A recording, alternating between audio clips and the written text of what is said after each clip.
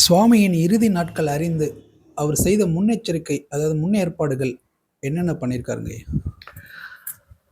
சுவாமி இந்த மாதிரி முன்னேற்பாடுகள் இதெல்லாம் ஒன்றையுமே நம்பிக்கை இல்லாதவர். ஏன்னா அவர் எப்பயுமே இருக்கக்கூடிய ஒருத்தர். அதை அவர் வந்து நம்பினார் இல்லை, அப்படியே வாழ்ந்தார். The beggar and his father are both are one and the same. From here to here, do you think this beggar is here? No, my father alone is here. உள்ளங்காலிருந்து உள்ளந்தலை வரைக்கும் இருக்கிறது, உச்சந்தலை வரைக்கும் இருக்கிறது இந்த பிச்சைக்காரன் நினைச்சிட்டு இருக்கா? இல்லை, அப்பா தான் இருக்காரு இங்கே அப்படின்னாரு.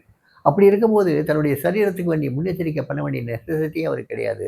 ஆனாலும் ஒரு இடத்த காட்டி சுட்டி காட்டி அந்த இடம் தான் இனிமேல் இந்த பிச்சைக்காரனுக்கு சகலமுன்னு சொன்னது உண்மை. ஆனால் அந்த சகலமுன்னு சொன்னதுக்கு என்ன அர்த்தங்கிறது யாருக்கும் தெரியாது.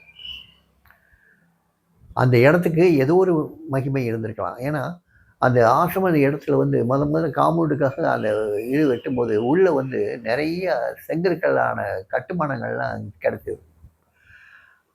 அப்போ தான் கேள்விப்பட்டோம் அந்த அக்ரஹார கொள்ளை அங்கே நிறைய யாகங்கள் ஹோமங்கள்லாம் நடந்திருக்கும். அதனால தான் அந்த கட்டுமானங்கள் அங்கே இருக்குது. அதை அப்புறம் எல்லாம் மூடி இது பண்ணி வச்சுருக்காங்கன்னு தெரிஞ்சுக்கிட்டோம்.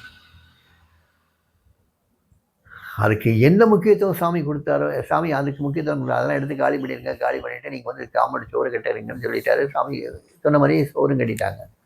ஆனால் சாமி தன்னுடைய தேகம்தான் சகலமும், தான் தேகம் வந்து சமாதி இப்படி வைக்கணும், அப்படி வைக்கணும், இந்த மாதிரி செய்யணும், அந்த மாதிரி செய்யணும்னு யார்கிட்டையும் சொல்லலை. அவர் கடைசியில் சொன்ன சொல்லி தான், the beggar would like to have a long sleep.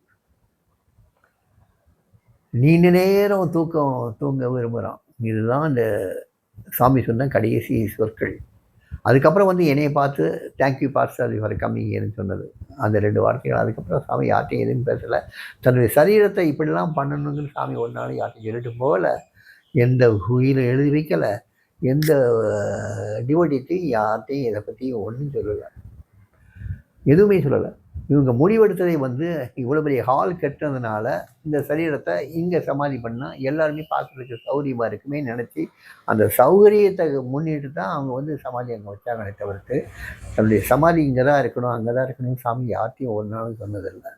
ஆனால் ஒரு இடத்த சுட்டி காட்டி அந்த இடம் தான் தனக்கு சகலமுன்னு சொன்னது உண்மை. ஆனால் அதுக்கு என்ன அர்த்தங்கிறது இது வரைக்கும் யாராலையும் சொல்ல தெரியல. அந்த இடத்த ஒரு செங்கல் வச்சு அடையாளம் வச்சு பண்ணியிருந்தார். மறுநாள் அந்த செங்கல் காணாமல் போயிடும்.